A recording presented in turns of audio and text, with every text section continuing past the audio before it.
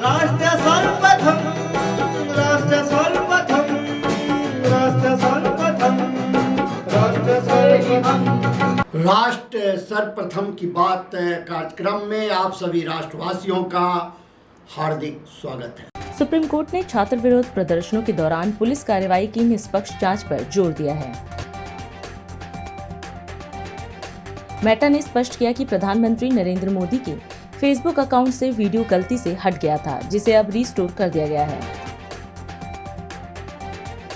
NDA संसदीय दल की मंगल मिलन बैठक में प्रधानमंत्री मोदी और वरिष्ठ मंत्रियों के साथ पहली बार टीएमसी छोड़कर आए एनसीपीआई के 20 सांसद शामिल हुए।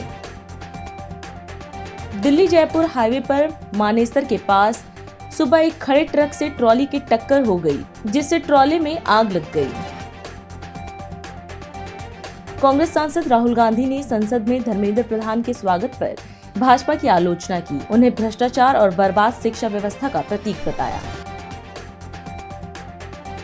बिहार और असम सरकार ने नीट यूजी प्रदर्शनकारियों के खिलाफ दर्ज सभी मामले वापस लेने और उन्हें रिहा करने का फैसला किया है। सुप्रीम कोर्ट ने शांतिपूर्ण प्रदर्शनों के लिए एक समान प्रोटोकॉल की आवश्यकता पर जोर दिया। शुभेंदु अधिकारी ने दिल्ली के बंग भवन में तृणमूल कांग्रेस छोड़कर आए एनसीपीआई में शामिल हुए 20 बागी सांसदों के साथ महत्वपूर्ण बैठक की। केंद्र सरकार पश्चिम एशिया संकट के प्रभाव से अर्थव्यवस्था को उबारने और विकसित भारत के लक्ष्य को प्राप्त करने के लिए बड़े सुधारों की ओर बढ़ रही है। नीट पेपर लीक मामले पर गतिरोध के बाद संसद का मॉनसून सत्र अब पटरी पर लौट आया है। लोकसभा में भाजपा सांसद बांसुरी स्वराज ने सार्वजनिक परीक्षा संशोधन विधेयक 2026 का समर्थन करते हुए इसे युवाओं के भविष्य और सपनों की रक्षा के लिए एक महत्वपूर्ण कदम बताया। उन्होंने कहा कि यह विधेयक समय की आवश्यकता है और इसे लाना प्रधानमंत्री नरेंद्र मोदी की संवेदनशीलता तथा जिम्मेदार नेतृत्व का प्रमाण है। मैं the public examinations prevention of unfair means amendment bill 2026 के सपोर्ट में खड़ी हुई हूँ। अध्यक्ष जी, ये एक ट्रांसफॉर्मेटिव अमेंडमेंट है। इसकी न केवल आवश्यकता है बल्कि ये आज के समय की मांग भी है और इस अमेंडमेंट को लाना आदरणीय प्रधानमंत्री श्री नरेंद्र मोदी जी की संवेदनशीलता और उनकी जिम्मेदाराना सरकार का प्रमाण है। अध्यक्ष जी, जब एक कॉम्पिटिटिव एग्जामिनेशन कॉम्प्रोमाइज होता है तो उसका असर केवल उस कैंडिडेट पे नहीं होता जिसका भाग्य दाव पर लग जाता है। इसका असर तो उस उनींदी मां पर भी होता है जो सुबह 4 बजे गर्म दूध और भीगे हुए बादाम अपने बच्चे को खिलाती है। उसका असर उस पिता पर भी होता है जो अपनी इच्छाओं का त्याग कर कर उस बच्चे की फीस भरता है। स्वयं प्रधानमंत्री श्री नरेंद्र मोदी जी ने कहा है कि पेपर लीक एक घोर अपराध है और इसीलिए मैं यहाँ कहना चाहूंगी और इस सदन को आश्वासन देना चाहूंगी कि आदरणीय प्रधानमंत्री श्री नरेंद्र मोदी जी के लिए पेपर लीक को घोर पाप कहना केवल एक बयान नहीं है, ये उनकी सरकार की नीयत है। इसीलिए ये अमेंडमेंट आज यहाँ पर लाया गया। अध्यक्ष जी, आज परीक्षा माफिया संगठित हो गया है, क्रॉस स्टेट क्रिमिनल नेटवर्क बन गया है और ये बिल, ये जो संशोधन आज लाया गया है, ये ज्यूरिसडिक्शन की उलझन को सुलझाता है, उसको समाप्त ही कर देता है। क्योंकि इस बिल में ये प्रावधान है कि केंद्र सरकार एक स्पेशल टास्क फोर्स का गठन कर सकती है इन्वेस्टिगेशन के लिए और एक बार जांच शुरू हुई तो घड़ी की गिनती चलने चलती है न्याय के पक्ष में। क्यों? क्योंकि ये बिल ये प्रावधान भी देता है कि हर स्टेट और हर यूनियन टेरिटरी में एक स्पेशल फास्ट ट्रैक कोर्ट का गठन हो। यही नहीं, इन्वेस्टिगेशन एजेंसीज को ये बिल ये कहता है कि आपको मात्र 2 महीने के अंदर अंदर पूरी की पूरी प्रक्रिया समाप्त करनी है और स्टाफ जो फास्ट ट्रैक कोर्ट है उसको पूरा का पूरा ट्रायल 3 महीने के भीतर भीतर खत्म कर कर अपना फैसला देना है। डे टू डे ट्रायल के साथ साथ यह भी प्रावधान इस संशोधन में दिया गया है कि स्पेशल पब्लिक प्रोसिक्यूटर्स अपॉइंट करे जाएंगे। उनका एकमात्र काम होगा केवल और केवल इस प्रकार के मुकदमों की पैरवी करना, और किसी भी प्रकार की अननेसेसरी एडजर्नमेंट कोर्ट नहीं देगा। अगर किसी भी प्रकार की एडजर्नमेंट कोई भी पक्ष अगर लेगा तो उसके रीजंस जज राइटिंग में नोट कर कर देगा। और अगर किसी मुजरिम को यह लगता है कि अरे अपील कर कर वहां पर अपील का टाइम लंबा खींच लूंगा, तो अध्यक्ष जी मैं ये कहना चाहूंगी कि उसका भी ये उम्मीद पूरी तरह समाप्त करता है ये संशोधन, क्योंकि ये संशोधन ये कहता है कि appeal directly division bench of high court को जाएगी, यानी कि जहां पर 2 जजेस न्यायपीठ पर बैठे हुए हैं, और अपील भी मात्र 3 महीने के अंदर अंदर समाप्त कर कर उसका फैसला सुनाया जाएगा। अध्यक्ष जी मैं स्वयं एक वकील हूं, हमें हमेशा एक लीगल मैक्सिम सिखाया गया, justice delayed is justice denied. ये यही आत्मा बन गया है इस संशोधन का, और इसके लिए मैं आदरणीय प्रधानमंत्री श्री नरेंद्र मोदी और एनडीए की सरकार को बधाई देती हूं। लोकसभा में सार्वजनिक परीक्षा संशोधन विधेयक 2026 पर चर्चा के दौरान सत्ता पक्ष और विपक्ष के बीच तीखी बहस देखने को मिली। कांग्रेस सांसद गौरव गोगोई ने विधेयक पर सवाल उठाते हुए कहा कि सरकार शिक्षा व्यवस्था को लेकर गंभीर नहीं है और यह केवल दिखावे का संशोधन है। उन्होंने कहा कि वर्ष 2024 में भी इसी कानून को लाया गया था, लेकिन इसके बावजूद पेपर लीक की घटनाएं नहीं रुकी। सर मैं शुरुआत करता हूं इस बिल से, और अभी हमने आदरणीय मंत्री जी के वक्तव्य सुना और उनके बाद और इस संशोधन वाले बिल का विवरण पढ़ के साफ साफ पता चल जाता है कि ये सरकार शिक्षा विभाग को लेकर गंभीर नहीं है, सुधार नहीं लाना चाहती। ये सिर्फ एक दिखावा का बिल है, क्योंकि ये बिल एक संशोधन बिल है। आज से 2 साल पहले यह बिल लाया गया था, public examinations prevention of unfair act 2024। उस समय में भी एक यूजीसी ये नीट के 2024 के परीक्षा को लेकर पूरे देश भर में लोगों के मन में व्यापक चिंता थी। उस समय में भी इसी तरह आज जैसे मंत्री जी कह रहे हैं, सरकार ने इस बिल का इंट्रोडक्शन करते हुए यह कहा कि यह बहुत ही एक ऐतिहासिक कदम है, एक बहुत बड़ा कदम है, और इससे शिक्षा विभाग सुधरेगा और इससे परीक्षा में जो पेपर लीक होते हैं अब नहीं होगा, अब किसी का साहस नहीं होगा। ऐसे कड़े दंड उस समय सरकार ने कहा कि 2024 के बिल में वो लाए हैं। तो जो 2024 के नीट यूजी पेपर लीक पे जो तहकीकात हुई, जो इन्वेस्टिगेशन हुआ, मैं पढ़ना चाहता हूं उसकी स्थिति आज क्या है, ताकि पता तो चले कि यह सरकार 2 साल पहले जो नीट परीक्षा को लेकर जो व्यापक भ्रष्टाचारी हुई उसको लेकर यह सरकार कितनी गंभीर है। बहुत दुख के साथ मैं कहना चाहता हूं कि एक अखबार में आर्टिकल आया 2026 में कि जो 45 व्यक्ति थे जो चार्जशीट हुए थे नीट यूजी 2024 पेपर लीक के मामले में, 45 में से 44 को बेल मिल चुका है। ये है इनकी गंभीरता, ये है इनके छात्रों के प्रति इनकी संवेदना। जो मूल व्यक्ति है जिसको मास्टरमाइंड कहा जाता है, संजीव मुखिया, 11 महीने तक वो फरार था, 11 महीने तक सरकार उसको पकड़ नहीं पाई। अप्रैल 2025 में वो फाइनली उसका गिरफ्तार हुआ और फिर उस मामले में उसको बेल मिल गया।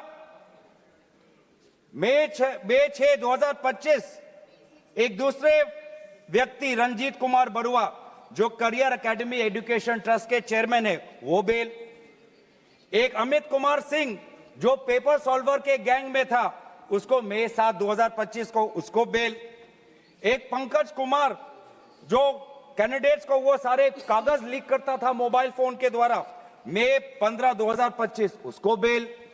राकेश जिसका ये आरोप था कि उसने प्रश्न कागज को उसकी चोरी की, उसको बेल। तो ऐसे एक लंबा ब्यौरा है, चाहे वो अमित प्रसाद महाराणा का हो या धीरेन्द्र कुमार पांडा का हो। तो ये कानून उस समय भी विफल था और ये कानून जिस मंशा से आज ला रही है, आज भी ये विफल होगा। ये कानून आपकी विफलता का स्मारक है, क्योंकि ऐसे कानून 2024 के में लाने के पश्चात भी 2026 में तो लीक हुआ ना सर। अगर कानून इतना ही सशक्त था तो आज 2 साल बाद ही इतना बड़ा व्यापक लीक कैसे हुआ? और अफसोस की बात है सर, उस समय में भी शिक्षा मंत्री धर्मेंद्र प्रधान थे। मुख्यमंत्री योगी आदित्यनाथ ने सिविल कोर्ट बार एसोसिएशन की नई कार्यकारिणी के शपथ ग्रहण समारोह में शिरकत की। इस अवसर पर उन्होंने नवनिर्वाचित पदाधिकारियों और सदस्यों को प्रशस्ति पत्र प्रदान किए तथा उन्हें शुभकामनाएं दी।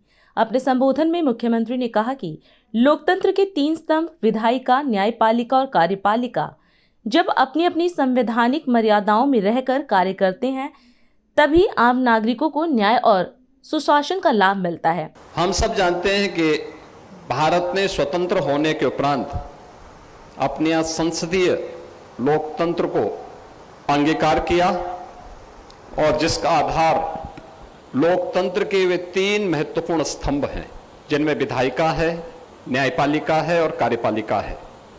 हम इन सभी तीनों स्तंभों को जब देखते हैं तो तीनों स्तंभ एक दूसरे की भावनाओं का सम्मान करते हुए अपनी लक्ष्मण रेखा के अंदर अपने अपने कर्तव्यों का निर्वहन भारत के संविधान के प्रति अपनी निष्ठा को व्यक्त करते हुए जब पूरी निष्ठा के साथ कार्य करते हैं तो वह एक सामान्य नागरिक उससे लाभान्वित होता है। राष्ट्र की एकता और अखंडता को हम मजबूती प्रदान करने में अपना योगदान दे पाते हैं। जब हम न्यायपालिका की बात करते हैं तो इन तीनों, चाहे वह विधायिका हो, कार्यपालिका हो या न्यायपालिका, इन तीनों के बीच यानी न्यायपालिका के संवाद को आगे बढ़ाने में जो महत्वपूर्ण भूमिका होती है वह हमारे अधिवक्ताओं की होती है।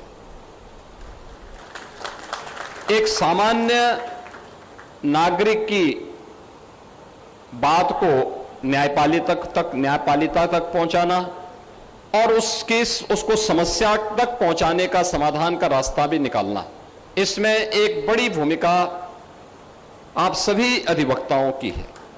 और उस भूमिका को एक विश्वास के संबंध के रूप में स्थापित करना यह अत्यंत महत्वपूर्ण है।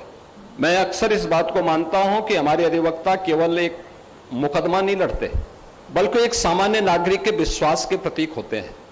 वह समाज के एक विधिक सलाहकार भी हैं। वे संविधान के एक सच्चे प्रहरी के रूप में, उस वाहक के रूप में, सारथी के रूप में अपनी भूमिका का निर्वहन भी करते हैं। और याद रखना, विधि का शासन तब आता है जब न्याय की गुणवत्ता हो, न्याय सुलभ हो, सर्वसुलभ हो और समयबद्ध हो। न्याय की गुणवत्ता के लिए, न्याय की सुलभता के लिए और न्याय की समयबद्धता के लिए भी जो सबसे बड़े वाहक के रूप में जिनकी महत्वपूर्ण भूमिका होती है वह अधिवक्ताओं की होती है।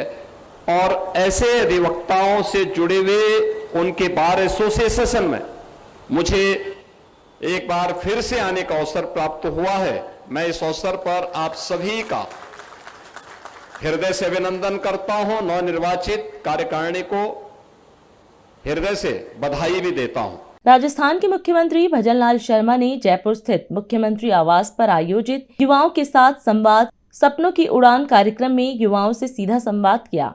इस दौरान शिक्षा, रोजगार, स्टार्टअप और खेल विकास जैसे महत्वपूर्ण विषयों पर चर्चा हुई। मुख्यमंत्री ने कहा कि युवा देश और प्रदेश का भविष्य हैं तथा सरकार उन्हें आगे बढ़ाने के लिए निरंतर प्रयास कर रही है। आज के इस सपनों की उड़ान युवा संवाद में सबसे पहले तो मैं आप सभी का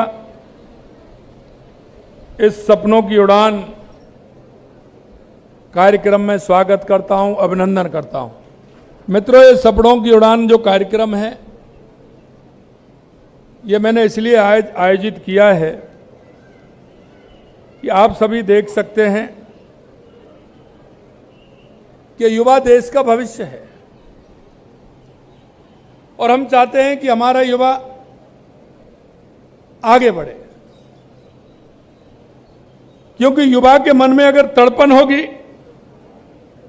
तो युवा हमारा आगे बढ़ेगा, और जब हमारा युवा आगे बढ़ेगा तो हमारा प्रदेश भी आगे बढ़ेगा, हमारा देश भी आगे बढ़ेगा। सपनों की उड़ान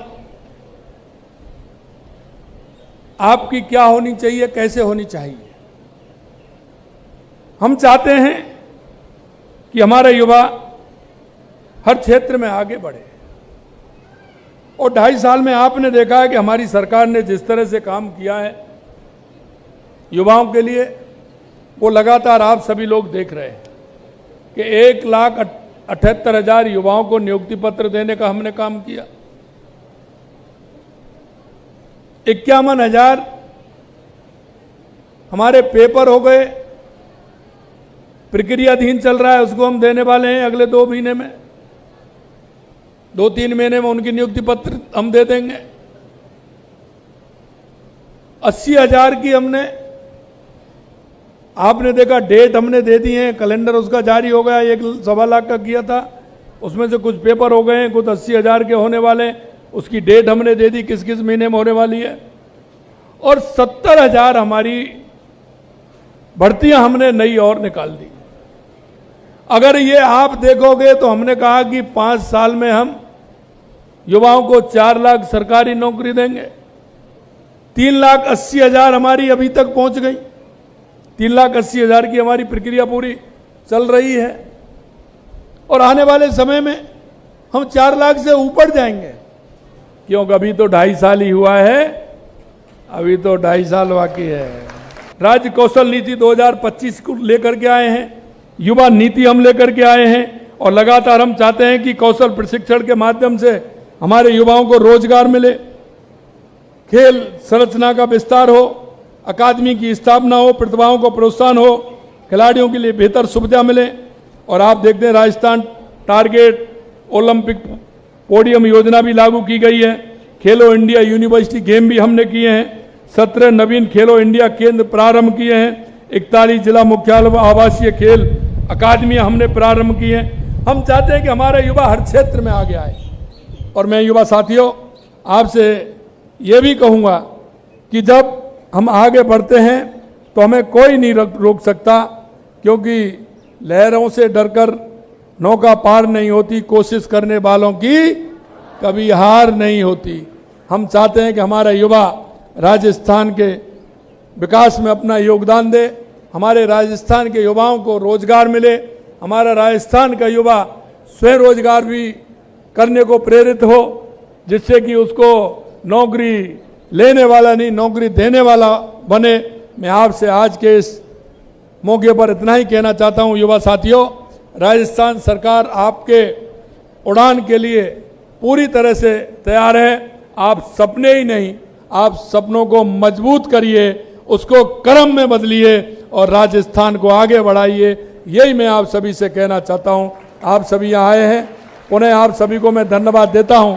निश्चित रूप से आप सरकार के साथ मिलकर के अपने सपनों की उड़ान को पूरा करेंगे, मुझे विश्वास है, क्योंकि राजस्थान का युवा बहुत ही संस्कारवान और माता पिता के प्रति, परिवार के प्रति संवेदनशील हैं। राजस्थान के विकास में बहुत बड़ा योगदान आपका रहेगा। विकसित राजस्थान में, विकसित भारत में आप सभी आए, बहुत बहुत धन्यवाद। जय हिंद, जय भारत, जय राजस्थान। अभी समय है एक ब्रेक का, हम चलते हैं ब्रेक पर, आप कहीं जाए नहीं, छोटा सा ब्रेक। श्रेया फर्निशिंग लेकर आया है आपके लिए होम कलेक्शन, जिसमें आपको मिलता है upholstery fabric, designer curtains, home and office decoratives, carpets and sofa cover कम से कम दाम में कीर्ति नगर में आपके लिए उपलब्ध है। Kamal Buildtech Private Limited, fulfilling promises. With our professional team and experience of delivering projects, in past we guarantee you peace of mind and top quality work in an affordable price.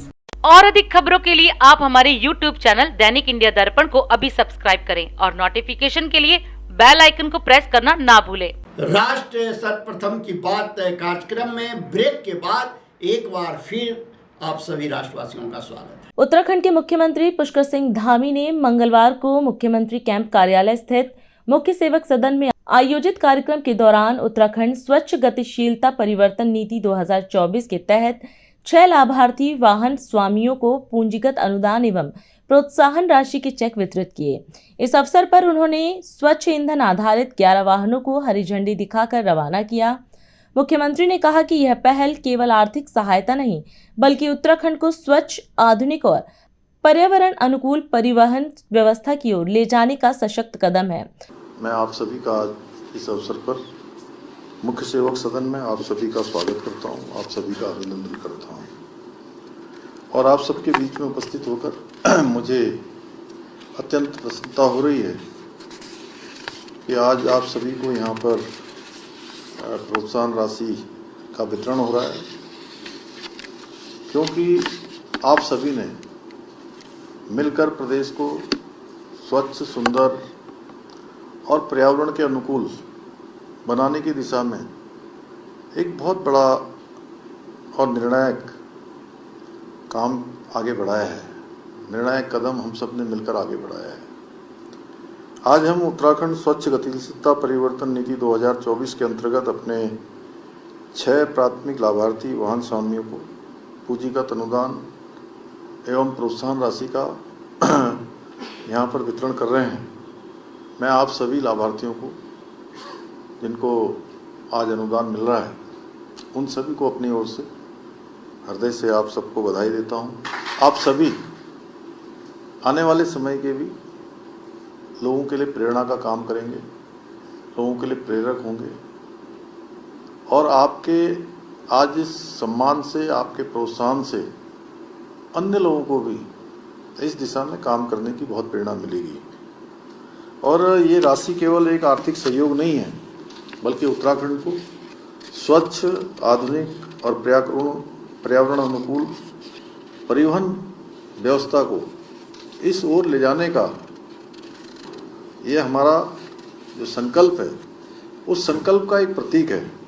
और मुझे पूरा विश्वास है कि इस पहल से प्रदेश के शहरी क्षेत्रों में स्वच्छ ईंधन आधारित सार्वजनिक परिवहन को बढ़ावा मिलेगा, साथ ही डीजल से होने वाले प्रदूषण में कमी आएगी और हमारा पर्यावरण और अधिक स्वच्छ और सुरक्षित होगा।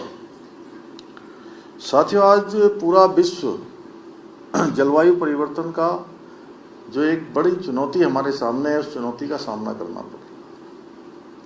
रहा है। आप देख रहे होंगे, कभी बरसात ज़्यादा होती है, कभी कम होती है, कभी वर्षा काल में सूखा हो जाता है, सर्दियों में गर्मी होने लगती है, गर्मियों में गर्मी का एहसास नहीं होता है, अचानक बादल फटने लगते हैं, कहीं एकदम से हिमस्खलन होने लगता है, कहीं पर लैंडस्लाइड हो जाता है। तो ये सब आज जो ग्लोबल वार्मिंग है, जलवायु परिवर्तन है, उसका ये प्रत्यक्ष जो दुष्प्रभाव है, वो हमारे सामने आज हम उसका सामना कर रहे हैं। और विकास भी कैसा होना चाहिए, ये भी हमारे लिए बहुत बड़ी चुनौती होता है। पूछते हैं लोग कि भाई इतना निर्माण कार्य हो रहा है, बिल्डिंगें बन रही हैं, भवन बन रहे हैं, गाड़ियां चल रही हैं, कल कारखाने चल रहे हैं, एसी चल रहे हैं दुनिया भर के, तापमान तो वैसे ही बढ़ जाता है। और ऐसे समय में हमारी सबकी जिम्मेदारी है कि इसमें जो भी योगदान हम दे सकते हैं हमको देना चाहिए। अभी हमने देखिए हरेला पर्व मनाया। हरेला पर्व में एक दिन में लगभग हमने 12-13 लाख पौधों का रोपण किया हरेला के दिन 16 तारीख को। साथियों, आज जिन 6 वाहन स्वामियों को प्रोत्साहन राशि प्रदान की जा रही है, वे केवल इस योजना के लाभार्थी नहीं है, मैं आप सबसे कहना चाहता हूँ, बल्कि वो उत्तराखंड में हरित परिवहन क्रांति के हमारे अग्रदूत हैं। मुझे पूरा विश्वास है आपके इस प्रयास से अन्य वाहन संचालक भी प्रेरित होंगे और स्वच्छ ईंधन आधारित वाहनों को अपनाने के लिए वो आगे आएंगे, इस दिशा में अपना योगदान देंगे। साथियों, जन भागीदारी के बिना कोई भी परिवर्तन स्थायी नहीं होता है। आइए हम सब मिलकर ऐसे उत्तराखंड बनाने का विकल्प रही संकल्प लें, जहां स्वच्छ हवा हो, स्वच्छ परिवहन हो और विकास प्रकृति के साथ कदम से कदम मिलाकर आगे बढ़े। इन्हीं शब्दों के साथ मैं अनुदान प्राप्त करने वाले सभी लाभार्थियों को पुनः हार्दिक बधाई देते हुए अपनी बात समाप्त करता हूं। धन्यवाद। देश में पेपर लीक के मामलों को लेकर सियासत तेज हो गई है। नीट यूजी विवाद के बाद अब गुजरात के जामनगर स्थित गुजरात आयुर्वेद विश्वविद्यालय में BAMS परीक्षा का पेपर लीक होने के आरोप सामने आए हैं। इस मुद्दे पर आम आदमी पार्टी के सांसद संजय सिंह ने प्रेस वार्ता कर केंद्र सरकार और भाजपा पर निशाना साधा। साथ ही उन्होंने गुजरात में पिछले वर्षों में हुई विभिन्न भर्ती और प्रतियोगी परीक्षाओं के कथित पेपर लीक मामलों का उल्लेख करते हुए निष्पक्ष जांच और दोषियों के खिलाफ सख्त कार्रवाई की मांग की। पूरे देश में जहां जहां पर भारतीय जनता पार्टी है वहां पर पेपर लीक है। उसको विस्तार से आपको बताऊंगा। अभी जो ताजा मामला आया है, यह मामला है गुजरात आयुर्वेदिक विश्वविद्यालय का मामला, जहां पर आयुर्वेदिक विश्वविद्यालयों में परीक्षाएं चल रही हैं और वहां 3rd ईयर में शैल्य तंत्र 1 का पेपर जो है वो लीक हो गया। हजारों बच्चे गुजरात के आयुर्वेदिक विश्वविद्यालय में पढ़ते हैं, 3rd ईयर का एग्जाम का पेपर लीक हो गया पूरे गुजरात के अंदर। विश्वविद्यालय के जितने कॉलेज है सारी जगहों पे पेपर लीक हो गया। और तो 2 अगस्त तक परीक्षाएं चलेंगी, अब तक कितने और पेपर लीक होंगे कहना मुश्किल। अब जब मैं कह रहा हूं कि गुजरात के अंदर पेपर लीकिया सरकार चल रही है, वहां पेपर लीक का एक लंबा इतिहास है, तो उसका मैं कुछ उदाहरण आपको देना चाहता हूं, कैसे वहां के लाखों बच्चों का भविष्य गुजरात की भारतीय जनता पार्टी की सरकार ने बर्बाद किया है। 2014 में एक पेपर लीक हुआ, रेवेन्यू तलाटी का पेपर लीक हुआ। 2016-17 में फिर एक बार तलाटी की परीक्षा का पेपर लीक हुआ। 2018 में टेट और लोक रक्षक दल और मुख्य सेविका 3 परीक्षाओं के पेपर लीक हुए। टेट, लोक रक्षक दल, मुख्य सेविका। 2019 में सचिवालय के अंदर क्लर्क की भर्ती का पेपर लीक हुआ। 2019-20 में JMC और AAE का पेपर लीक हुआ। 2021 में सब ऑडिटर, हेड क्लर्क, ATD, पशुधन निरीक्षक, PSI, इन सब का पेपर लीक हुआ गुजरात में। यह 2021 में हुआ। 2022 में वन रक्षक का पेपर लीक हुआ। 2023 में जूनियर क्लर्क और डमी कांड का पेपर लीक हुआ और 2024 में ऊर्जा कांड का पेपर लीक हुआ। यह इनका इतिहास है पेपर लीक का।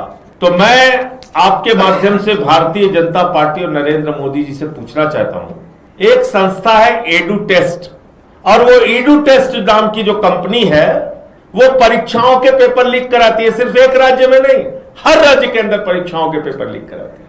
तो जब पेपर लीक कराने की घटना में वो लोग पकड़े गए तो गुजरात में उनको ब्लैक लिस्टेड कर दिया गया। ध्यान से सुनिएगा। फिर यूपी में जाके उन्होंने, इस एडू टेस्ट कंपनी ने वहां भी पुलिस भर्ती का पेपर लीक किया। 2024 के नीट के पेपर लीक में जो लोग पकड़े गए, 90 दिन में आपकी CBI उनके खिलाफ चार्जशीट नहीं दाखिल कर पाई। उन सबको जमानत मिल गई, पेपर चुराने वालों को।